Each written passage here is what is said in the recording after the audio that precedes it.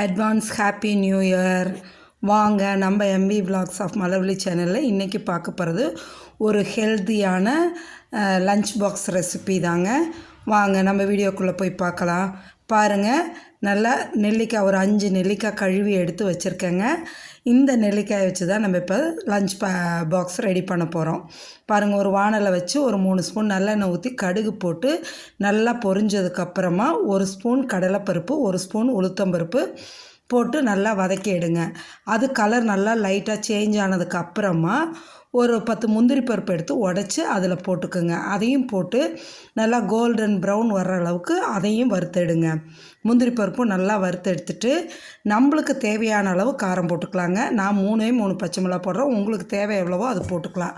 3 பச்சை மிளகாயை நல்லா கீறி எடுத்து அதில் போட்டுக்கலாங்க. போட்டுட்டு அதையும் வதக்கிட்டு நல்லா ஃப்ரெஷ்ஷான கருவேப்பிலை ஒரு கொத்து உருகி போட்டுக்குங்க. போட்டு அதையும் நல்லா வதக்கி எடுங்க.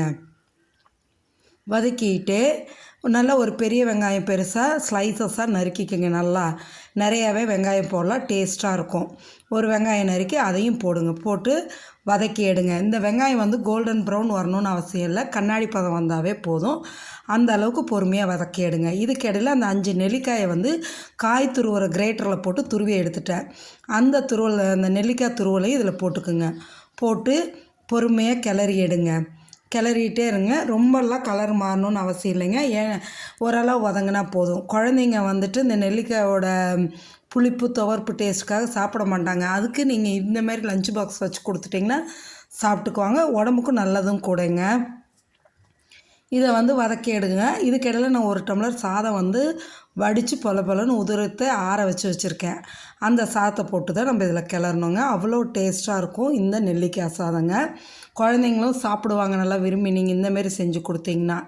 சரிங்களா? இப்போ பாருங்கள், இந்த அளவு வதங்கினா போதுங்க.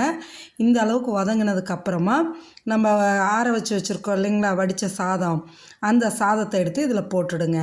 போட்டு அதையும் சேர்த்து நல்லா கிளறணுங்க. நல்லா உதிரியாக நல்லா இது பண்ணி வச்சாச்சு.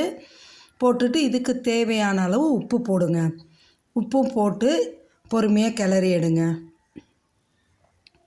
நல்லா பொறுமையாக அப்படியே கிளறி எடுங்க. கிளறி எடுத்துக்கிட்டு இதுக்கு மேலே ஒரு ஸ்பூன் மிளகுத்தூள், நல்லா 1.5 ஸ்பூன் கூட போட்டுக்கலாம். போட்டு நல்லா தூவி விட்டு கிளறி எடுத்திங்கன்னா சூப்பரான ஒரு நெல்லிக்காய் சாதம், அவ்வளோ டேஸ்டியாக இருக்கக்கூடிய இந்த நெல்லிக்காய் சாதம் ரெடி ஆகிடுச்சுங்க.